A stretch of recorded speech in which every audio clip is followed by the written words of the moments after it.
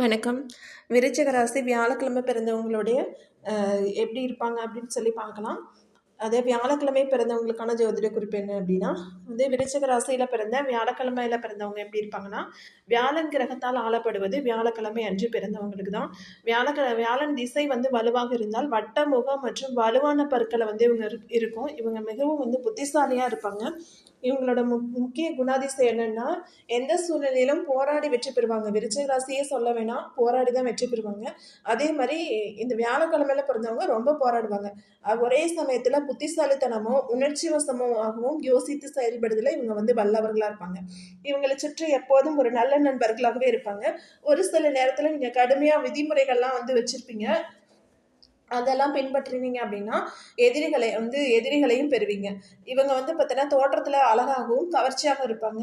இவங்க எப்போதும் மிகுந்த ஆர்வத்துடன் தங்கள் வாழ்க்கையை வாழ்வாங்க. அடுத்து வியாழக்கிழமை பிறந்த பெண்கள் பழங்கால பழக்க வழக்கங்களை கடைபிடிப்பாங்க. பெரிய மேலதிகாரியாகவும் இருப்பாங்க. வியாழக்கிழமை பிறந்தவங்க அதிக ஆன்மீக பண்பு கொண்டவர்கள். அதனால் அவங்க யாருக்கும் கெட்டதை நினைக்க மாட்டாங்க. இவங்க யாரையும் ஏமாற்றவும் மாட்டாங்க. அவங்களுக்கு எப்போதும் ஒரு நல்ல எதிர்காலம் இருக்கும். அதனால் அவங்களோட குழந்தை பருவ நாட்களில் அவங்க சில கஷ்டங்களை அனுபவிக்க நேரிடும். ஆனாலும் இவங்க பார்த்திங்கன்னா மிகவும் புத்திசாலியாக இருப்பாங்க. 50 வயசு ஆனாலும் கூட இவங்க பார்த்திங்கன்னா சில நினைவுகள் வச்சிருக்க அளவுக்கு நினைவாற்றல் புத்தி கூர்மை ஷார்ப்பாக இருக்கும் அவங்களுக்கு. அவர்களோட திறமையால் அவர்களுக்கு நல்ல வேலைகள் கிடைக்கும். ஆனால் அவங்க கடின உழைப்பு இல்லாமல் வெற்றி பெறவே மாட்டாங்க.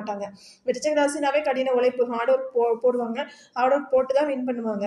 இவங்க நீதிபதி, வழக்கறிஞர்கள், மத தலைவர்கள், மாஜிஸ்ட்ரேட், ஜோதிடர், ஆசிரியர், பொற்கொள்ளர், பங்கு சந்தைக்காரர், கல்வி தொடர்பான பணியாளர்கள், காசாளர்கள் போன்றவர்களாக தான் இருப்பாங்க. சுருக்கமாக சொல்ல வேண்டும் என்றால் இவர்கள் மிகவும் அதிர்ஷ்டசாலிகள் தாங்க.